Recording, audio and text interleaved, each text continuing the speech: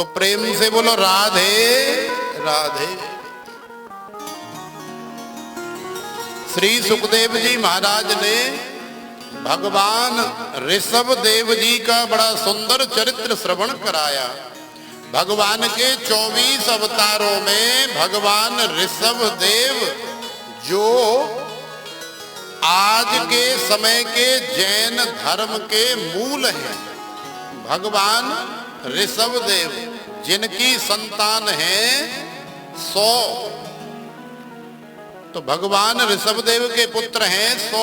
उनमें सबसे बड़े पुत्र का नाम है श्री भरत। तो भगवान ऋषभ देव ने अपने भरत को राजगद्दी दे दी और राजगद्दी दे करके जंगल में चले गए। जंगल में जाकर के अवधूत का वेश धारण किया और फिर से साधना तपस्या करके अपने स्वधाम गमन कर गए। लेकिन कितनी सुंदर बात है कि अपने बालकों को संस्कार प्रदान करके गए। देखो, भगवान ऋषभ देव के चरित्र से हमें शिक्षा लेनी चाहिए कि हमें अपने परिवार के मुखिया की बात माननी चाहिए और मुखिया का भी परम कर्तव्य है कि परिवार में जितने भी सदस्य हैं उनको रात्रि में 9-10 बजे जब भी वो सब आ जाएं तो वहां बिठाए और बिठा करके फिर उन्हें कथा सुनाए, उपदेश सुनाए, माने आध्यात्मिक ज्ञान प्रदान करे कि देखो बेटा, ठीक है, हम लोग संसार में आए हैं तो खाना कमाना और मौज मस्ती करना ये सब तो चलता रहता है, लेकिन बेटा केवल इसी को सार मत समझ लेना, अन्यथा तुम्हारा जीवन भी बिल्कुल ऐसे ही चला जाएगा जैसे पशु पक्षियों का, कीट पतंगों का चला जाता है भोग योनि में। ये भोग योनि नहीं है, ये तो साधन धाम मोक्ष कर द्वारा, ये तो भगवान के धाम की प्राप्ति कराने वाला विमान है शरीर। 84 लाख योनियों में एक यही शरीर तो है जिसमें हम बैठ करके भगवान के धाम की यात्रा कर सकते हैं, अन्यथा और 84 लाख योनियों में एक भी ऐसा शरीर नहीं है जिसके माध्यम से कोई आरती कर सके, कोई पाठ कर सके, कोई पूजा कर सके, कोई कथा कर सके या कोई सुन सके। यही तो एकमात्र ऐसा साधन है। तो बेटा ठीक है, संसार में जो भी हो रहा है अच्छा है, लेकिन इसे ही अपना मूल उद्देश्य मत समझ लेना। शौनकादि ऋषियों का बड़ा सुंदर प्रश्न है कि जीवन का उद्देश्य क्या है। तो देखो, यहाँ उस प्रश्न का उत्तर मिल रहा है कि जीवन का उद्देश्य केवल सोना, जागना, काम करना, पैसे कमाना या फिर शारीरिक इंद्रिय सुख इत्यादि प्राप्त करना, मौज मस्ती करना, ये मानव जीवन का उद्देश्य नहीं है। मानव जीवन का उद्देश्य है भगवत प्राप्ति, आध्यात्मिक ज्ञान की प्राप्ति। तो बेटा ये सब करते हुए कितना सुंदर उपदेश दिया भगवान ऋषभ देव ने। नायम देहो देह भाजाम निलोके कष्टान कामान नरहते विडभुजाम ये तपो दिव्यम पुत्र का ये न सत्वम शुद्धे यस्मात् ब्रह्म सौख्यम त्वनन्तम महत्सेवां द्वारमाहुर्विमुक्ते स्तमोद्धारं योषितां संगी संगम संत संग अपवर्ग कर कामी कर भव पंथ। प्रीतिर्न यावन्मयि वासुदेवे न मुच्यते देह योगेन तावत्। कितना सुंदर उपदेश प्रदान करके गए कि नायम देहो देह भाजाम निलोके कष्टान कामान न रहते विडभुजाम ये तपो दिव्यम पुत्र का ये न सत्वम शुद्धेद यस्माद ब्रह्म सख्यम त्वनंतम। बेटा ध्यान दे करके सुनो, ये मानव शरीर ही मोक्ष की चाबी है, मोक्ष का द्वार है। जो तुम्हें मिला है संसार के कार्य करते हुए भगवान का भजन करना, भगवान की कथा कराना या भगवान की कथा सुनना मत भूल जाना, अन्यथा मानव जीवन बेकार हो जाएगा। तो पिताजी तो चले गए, लेकिन अब बालक बड़े हो गए तो ज्यादातर बालक तो नालायक थे, गड़बड़ करने वाले थे। तो भरत जी थोड़े सज्जन थे, इसलिए भरत जी को राज सिंहासन दे दिया। भरत जी का भी विवाह हुआ, बाल बच्चे हुए। अब वो भी वृद्ध हो गए तो उन्होंने भी राजपाट छोड़ दिया, भजन करने के लिए जंगल में चले गए। तो पहले ये देशों का बंटवारा तो हुआ नहीं करता था, सारा संसार एक ही था।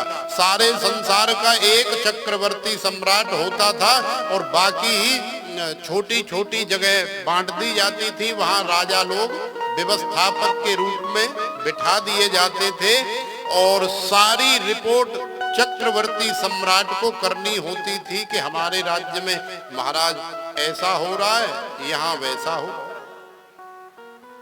मुख्य मालिक एक ही होता था, बाकी छोटे छोटे सब, जैसे आज हमारे देश के मुख्य प्रधानमंत्री जी हैं, राष्ट्रपति जी हैं और बाकी सब जगह है, मुख्यमंत्री हैं, एमपी हैं, एमएलए हैं और फिर पार्षद इत्यादि हैं, फिर प्रधान जी हैं, सब जगह व्यवस्थित। तो देखो आज भरत जी चले गए,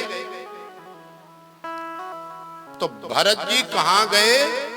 जो आज के समय से देखा जाए तो नेपाल में है वो क्षेत्र जहां गंडकी नदी प्रवाहित होती है। गंडकी नदी में जा करके और भरत जी ने किनारे बैठ करके साधना की।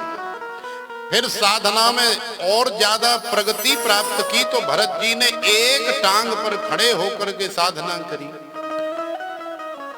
आज दैव योग से भरत जी ने देखा कि हिरनी बड़ी जोर से दौड़ करके चली आ रही है, गर्भवती है और पीछे सिंह पड़ा हुआ है। रास्ते में वो नदी पड़ गई गंडकी, जहां भरत जी तपस्या कर रहे थे। हिरनी बहुत छटपटा रही है, बड़ी घबरा रही है, डरी हुई है। अब कहां जाऊं, पीछे जा नहीं सकती, सिंह खा जाएगा। घबराई हुई, डरी हुई, भयभीत हिरनी ने छलांग लगा दी नदी को पार करने के लिए। तो नदी तो बहुत लंबी चौड़ी थी, तो इतनी लंबी छलांग हिरनी नहीं मार सकी जिससे नदी पार हो जाती। वो बीच नदी में जहां भरत जी आसपास में ही तपस्या कर रहे थे वहां जाकर के गिरी। डर के मारे हिरनी का तो हार्ट अटैक हो गया, लेकिन वायु के प्रसव के वेग से, भय के वेग से और देवताओं की कृपा से हिरनी के गर्भ से शिशु बाहर आ गया। और शिशु को बाहर आया हुआ देख करके श्री भरत जी महाराज को बड़ी दया आई, क्योंकि बच्चा चाहे किसी का भी हो बड़ा प्यारा होता है। क्यों? क्योंकि बच्चा निर्मल होता है, बच्चा सुंदर होता है। अब जिस सूअर से हम लोग नफरत करते, जिस सूअर को हम लोग देखना नहीं चाहते, जिस सूअर को हम लोग छूना नहीं चाहते, जिसे सबसे गंदा समझते हैं, कभी आपने उसके छोटे छोटे बच्चे देखे जब जन्म होता है? इतने सुंदर, इतने प्यारे, इतने निर्मल बच्चे होते हैं, वो तो गंदगी में रह रह करके गंदे हो जाते हैं। अन्यथा बच्चा तो चाहे किसी का भी हो, कुत्ते का, वो बहुत सुंदर होता है। उसके अंदर किसी प्रकार का कोई विकार भी नहीं होता है, इसलिए और ज्यादा पसंद आता है। तो हिरनी के बच्चे को देख करके भरत जी का हृदय भी गदगद हो गया, पिघल गया। उठा करके गोद में लाए, अब तपस्या करें कि बच्चे को देखें। सिंह को डांट करके भगाया, सिंह चला गया, लेकिन अब भरत जी महाराज उस बच्चे को लेकर के अपनी झोंपड़ी में गए। अब उसके लालन पालन पोषण में धीरे धीरे करके थोड़ा थोड़ा कम साधन भजन होने लगा, और फिर इतना मोह हो गया, इतनी ममता हो गई कि मन के मारे वन गए और वन तज बस्ती माए।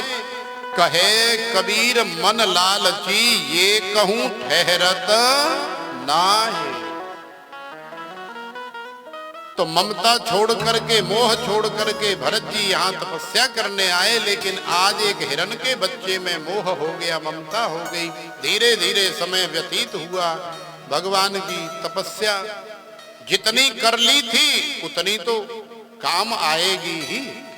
ऐसा नहीं है कि जितना भजन आपने कर लिया है वो काम नहीं आएगा, आएगा, और ज्यादा करो।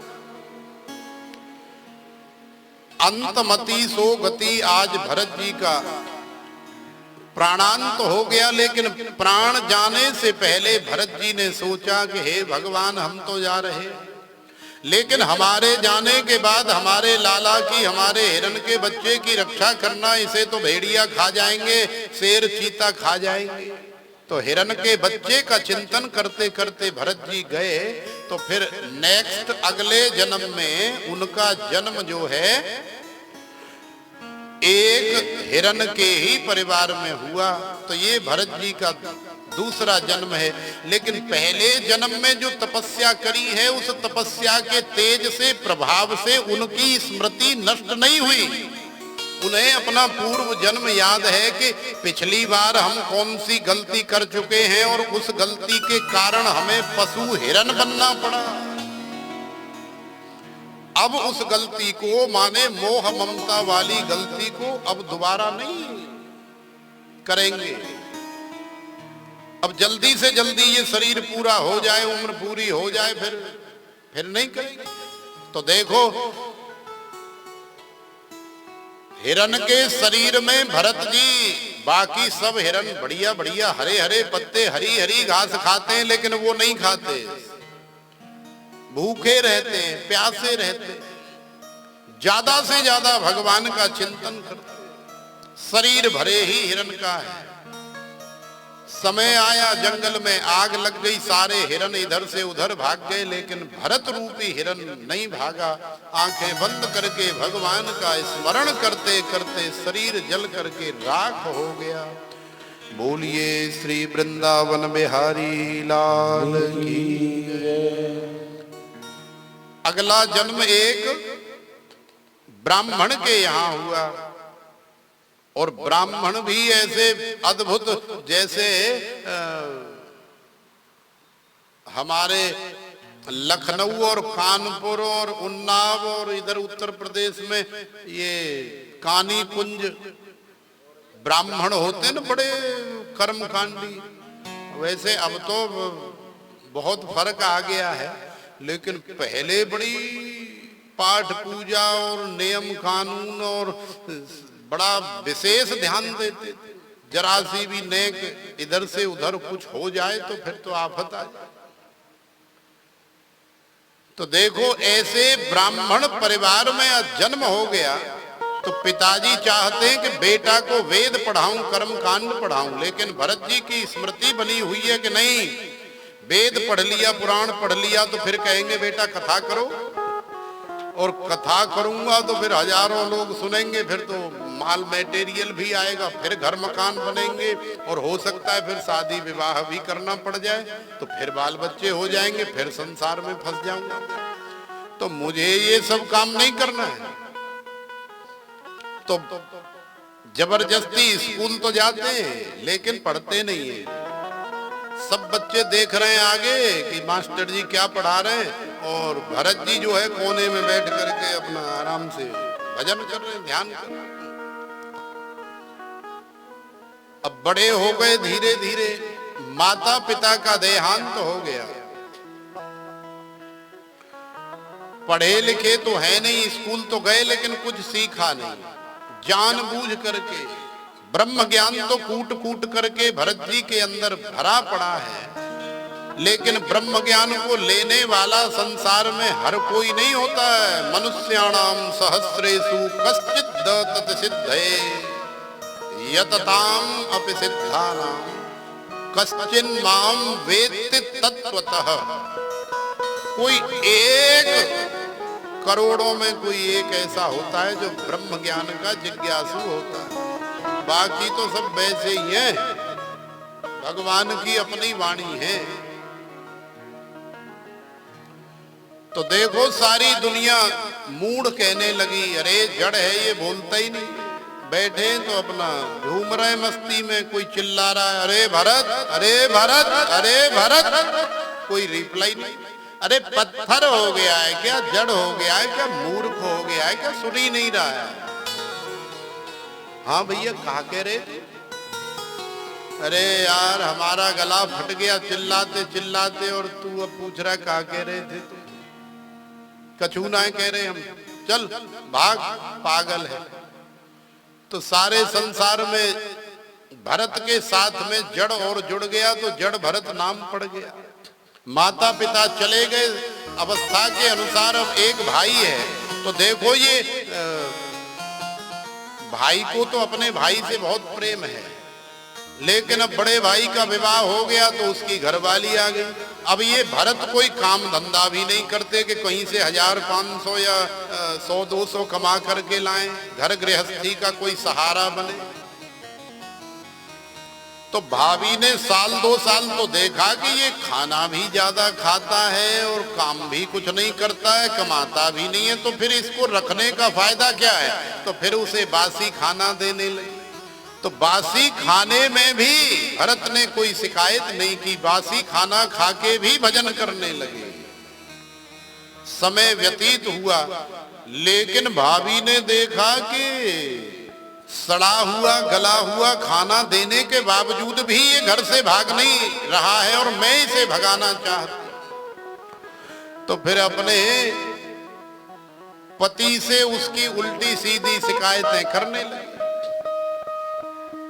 देखो महाराज, या तो मुझे घर में राखो या याए राखो, ये तो एकदम जड़ है, मूर्ख है, उल्टी सीधी बातें करता है मेरे साथ, और ये है वो है।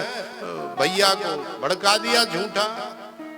अच्छा ऐसी बात है? बोले हाँ। तो भाई ने भी घर से निकाल दिया। अब ज्यादा प्रसन्न हो गए, बोले चलो हमने स्वयं ने नहीं छोड़ा, इन्होंने ही हमें धक्के मार करके निकाल दिया, तो अब इसमें हमारा कोई दोष नहीं है। निकल गए जंगल में जा करके भजन किया। ऐसा अद्भुत भजन किया कि बड़े अद्भुत ब्रह्म ज्ञानी हो गए। जैसे कि उल्टा नाम जपत जग जाना, वाल्मीक भय ब्रह्म समाना। आज राजा रहुगण की सवारी जब जंगल से निकल करके जा रही है, तो एक कहार बीमार हो गया, तो एक कहार ढूंढने के लिए सैनिक गए। तो उस जंगल में भरत जी महाराज के अलावा और कोई रहता नहीं। भरत जी महाराज मिल गए, पकड़ करके ले आए, पालकी में लगा दिया। लेकिन अब भरत जी महाराज इस जीवन को बड़ी सावधानी पूर्वक व्यतीत करना चाहते हैं, इसलिए एक एक कदम आगे सोच करके समझ करके देख करके रखते हैं। कोई चींटी ना आ जाए, कोई चींटा ना आ जाए, कोई कीड़ा मकोड़ा न मर जाए। तो देखो जब कोई पालकी जा रही हो और पालकी में से चारों कहारों में से कोई एक आदमी उछटने लग जाए, तो जो पालकी में बैठा है उसका क्या हाल होगा? पालकी में बीच में जो सिर के ऊपर डंडा लगा है, बार बार पालकी ऐसे करेगी और उसका सिर उसमें डंडे में लगेगा। राजा का 2-4 बार सिर डंडे में लगा तो क्रोधाद भवत सम्मोह, भयंकर क्रोध चढ़ गया। रखो नीचे, नीचे रखी गई पालकी। कौन मूर्ख है, कौन दुष्ट है जो ये हरकत कर रहा है? देखो महाराज, हम तो आपके चेला हैं, हम तो आपके दास हैं, ये जो नया आदमी पकड़ करके लाए ना, ये गड़बड़ कर रहा है महाराज। अरे इसको समझाओ, इसको बताओ कि मैं कौन हूं। मैं इसे मार डालूंगा, मैं इसे काट डालूंगा, मैं इसे सूली पर चढ़ा दूंगा, मैं इसके टुकड़े टुकड़े कर दूंगा। क्यों? क्योंकि असौ मया हतः शत्रु हनिस्से चापरानपि ईश्वरो हम भोगी। मैं ईश्वर के समान यहाँ का राजा हूं, मुझे अधिकार है, मैं इसे मृत्यु दंड दूंगा, समझाओ इसे, मैं राजा हूं। भरत जी सुनते रहे रहुगण का ज्ञान। पहले तो सोचा यार छोड़ो, हमें क्या लेना देना है। नैनम छिन्दन्ति शस्त्राणि नैनम दहति पावक न चैनम क्लेदयन्त्यापो न शोषयति मारुतः वासांसि जीर्णानि यथा विहाय नवानि गृह्णाति नरोपराणि तथा शरीराणि विहाय जीर्णा न्यन्यानि संयाति नवानि देहि। हमें क्या लेना देना है, छोड़ो। लेकिन फिर मन में आया कि नहीं भरत,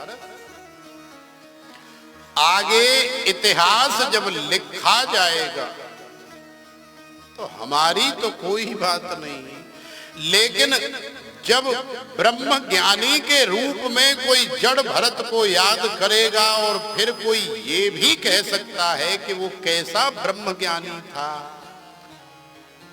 जिसका संग राजा रहुगण ने किया, लेकिन राजा रहुगण उसके बावजूद भी मूर्ख ही रहा, अहंकारी ही रहा, अज्ञानी ही रहा।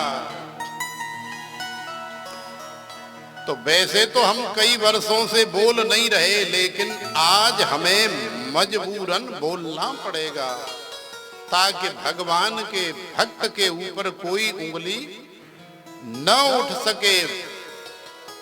तो देखो आज ऐसा दिव्य ज्ञान दिया राजा रहुगण को श्री जड़ भरत जी महाराज ने, ऐसी अटपटी वेदांत की बातें करी कि राजा भी समझ गया कि भाई ये कोई साधारण आदमी या साधारण बाबा नहीं है, ये कोई पहुंचा हुआ महापुरुष है। राजा रहुगण सरेंडर हो गया, चरण पकड़ लिए, हाथ जोड़ करके बैठ गया। बोले ब्राह्मण देवता, आप सही सही तो बताओ कि आप हो कौन, और जीव का कल्याण कैसे होगा, जीव की ये अविद्या अहंकार कैसे दूर होगा। तो देखो कितना सुंदर उपदेश किया कि हे राजन, संसार में बहुत प्रकार के मंत्र हैं, बहुत प्रकार के तंत्र हैं, बहुत प्रकार के स्नान हैं। सबसे पहली बात तो ये बताओ कि तुम मुझे कैसे मार सकते हो। अरे तुम्हारी क्या क्षमता है, तुम्हारी क्या ताकत है जो मुझे मार दो, क्योंकि मैं तो मरता ही नहीं हूं, मैं तो अजर अमर अविनाशी हूं। तुम मुझे सूली पर चढ़ा दो, मेरे टुकड़े टुकड़े कर दो, अग्नि में जला दो, वायु से सुखा दो, पानी में गला दो, उसके बावजूद भी मेरी मृत्यु नहीं होगी। तुम्हारी क्या मजाल है राजा, तुम तो एक दिन खुद मर जाओगे, लेकिन तुम मुझे नहीं मार सकते। तो देखो संसार में अनेकों मंत्र हैं, अनेकों तंत्र हैं, अनेकों प्रकार के स्नान हैं, अनेकों प्रकार के उपाय हैं, लेकिन कान खोल करके केवल एक ही उपाय सुन लो कि रहुगणै तत्तपसा न याति न चेज्जया निर्वपणाद गृहाद्वा न छंदसा नैव जलाग्नि सूर्यैर विना महत्पादरजोभिषेकम। हे राजन, जब तक जीव महापुरुषों के चरणों की रज का स्नान नहीं करता, माने महापुरुषों के चरणों के नीचे आने वाली रज को अपने मस्तक से स्पर्श नहीं कराता, उनके चरणों में अपने सर को, अपने जीवन को सरेंडर नहीं करता, तब तक उस जीव का कल्याण होने वाला नहीं है। ऐसा सुंदर ज्ञान दिया कि राजा रहुगण सरेंडर हो गया, राजा रहुगण की आंखें खुल गई। तो ये भगवान ऋषभदेव और भगवान ऋषभदेव के पुत्र श्री जड़ भरत जी के 3 जन्मों की कथा का सार है। तो प्रेम से बोलो राधे राधे। और फिर अंत में श्री जड़ भरत जी कह रहे हैं कि हे राजन, ये संसार में कुछ नहीं है, कुछ नहीं रखा है। मैं तुझे मार दूंगा, मैं तुझे काट दूंगा, मैं तुझे ये कर दूंगा। अरे भैया, अपना व्यवहार बदलो, अपना आचरण बदलो, प्रेम करना सीखो, प्रेम से बोलना सीखो। क्योंकि मरना तो बेटा तुझे भी है। जाएगा जब यहाँ से कुछ भी न साथ होगा, 2 गज कफन का टुकड़ा तेरा लिबास होगा।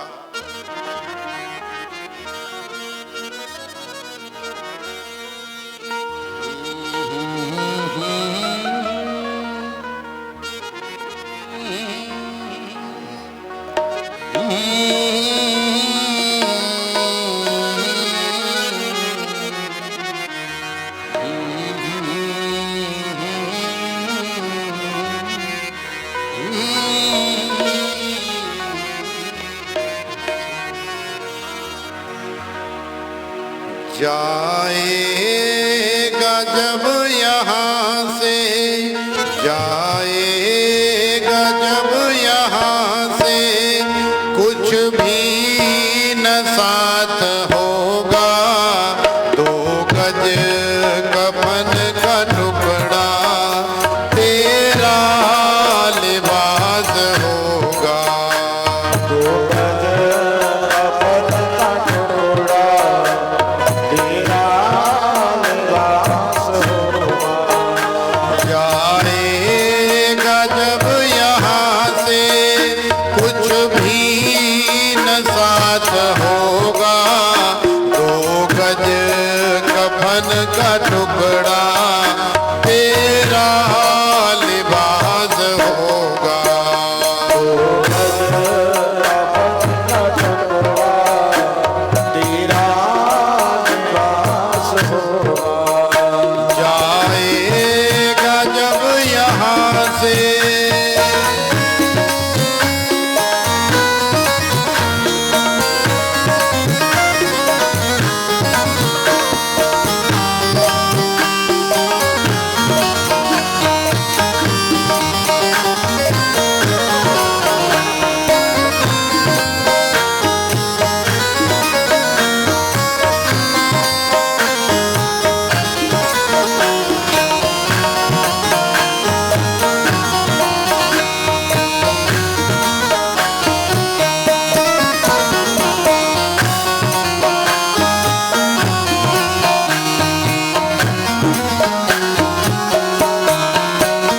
मरते ही घर से बाहर रख दे तेरे बदन को, आकर के झट उठा ले हरिजन तेरे कफन को।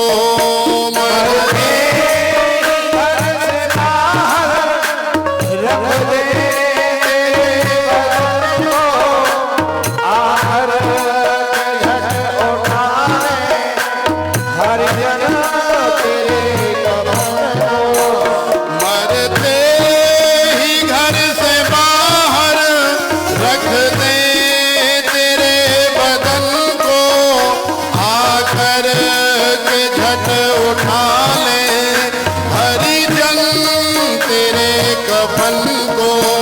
पीटेगा छाती अपनी, पीटेगा छाती अपनी, कुनबा उदास होगा, 2 गज कफन का टुकड़ा तेरा लिबास होगा।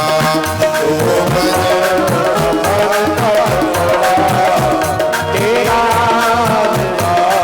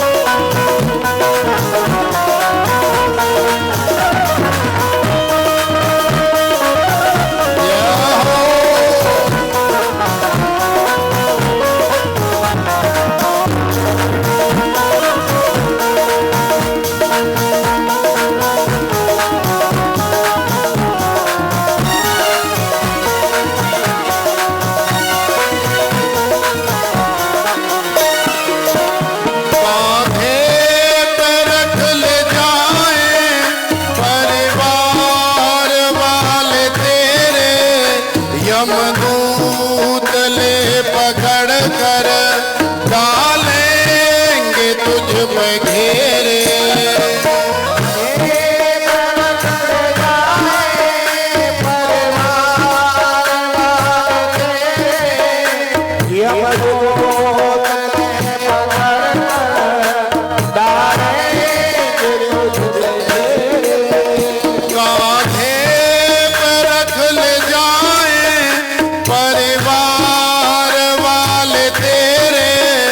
यमदूत ले पकड़ कर डालेंगे तुझ पे घेरे। दे देगा आग तुझको, दे देगा आग तुझको, बेटा जो खास होगा तो गज कफन का टुकड़ा तेरा लिबास होगा।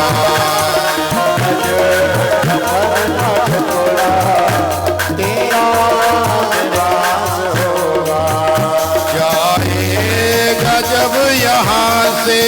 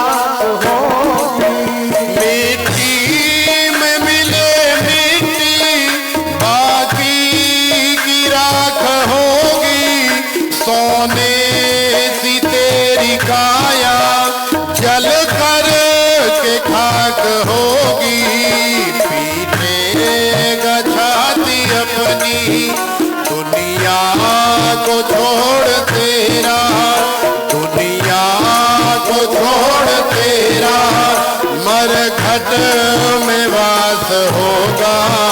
तो गज कफन का टुकड़ा तेरा लिबास होगा। कफन का टुकड़ा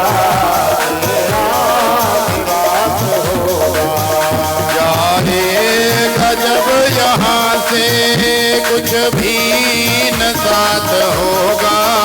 तो गज कफन का टुकड़ा तेरा लिबास होगा।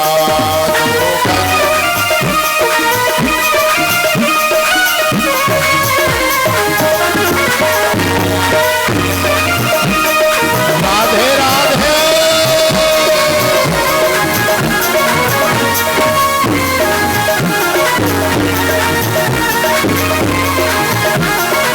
साली सेवा करते